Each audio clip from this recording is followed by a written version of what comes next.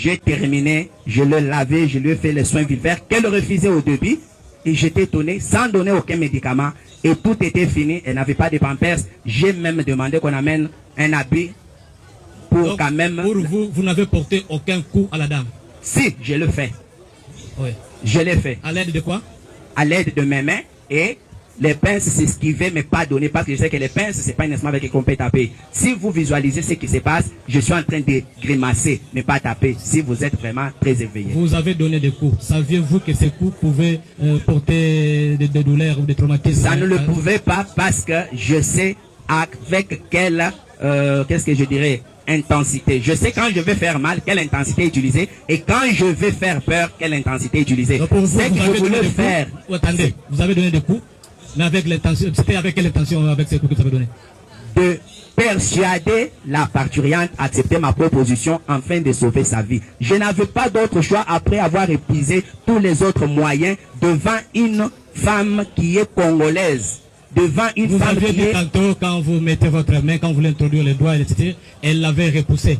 Et que vos mains étaient pires, elles ne devaient pas être touchées. Alors comment avez-vous réagi? Comment avez-vous repoussé ces mains-là? Comment? Avec quelle intensité avez-vous repoussé ces mains? Mais qu'est-ce que moi je fais? Moi je vais sursauter, je vais écarter mes mains. Mais malgré cela, elle les avait déjà touchés. Ah, c'est donc ce qui vous a permis de pouvoir le porter de coups davantage? C'est pas ce qui a permis. Je vous dis que le coup ici, ce n'est pas par rapport à ce qu'elle a fait, mais les coups ont été portés pour sauver cette vie-là, dont la concernée ignorait le danger qu'elle courait. Je ne sais pas... Ne reconnaissez-vous pas que votre comportement a davantage traumatisé la victime? Je ne pense pas. Si ça l'aurait traumatisé, elle ne se serait pas en sortie indemne après qu'elle m'ait permis de travailler. Et je suis resté avec elle jusqu'au matin. Et le matin, je me suis vu avec elle, je lui ai dit, tu vois ce que tu courais si on n'avait pas intervenu. Là, dit docteur, pardon.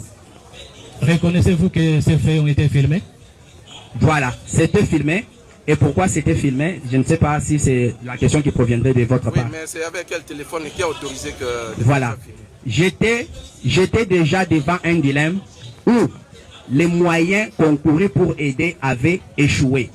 Et que en cas de décès maternel, je comparaîtrai. Avec quelle preuve devant mes chefs, mon staff médical, le matin, devrais-je prouver que les faits ont été tels que nous les narrons? Vous parlez de votre staff. Est-ce que lorsque vous dites que la victime ne collaborait pas, la couchée ne collaborait pas, aviez-vous informé votre hiérarchie?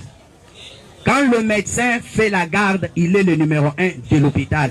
Et à ce moment-là, je ne peux pas appeler le médecin directeur ou le chef de staff chez lui à la maison en repos pour lui dire il y a une collaborante qui refuse ici, qu'est-ce que tu veux? Il va dire mais docteur, c'est toi qui es là. Qu'est-ce que lui fera en ce moment-là? C'est à moi de trouver moyens, méthodes pour aboutir à une bonne fin qui est celle de sauver la vie. Retenez que malgré tout ce que vous avez vu se dérouler, la dame est sortie vivante.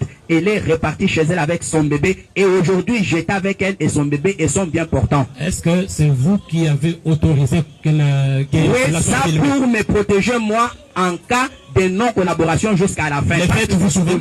Arriver... Les faites-vous souvent? Non. Ça, c'est la première fois? Bien sûr, c'est un cas spécial.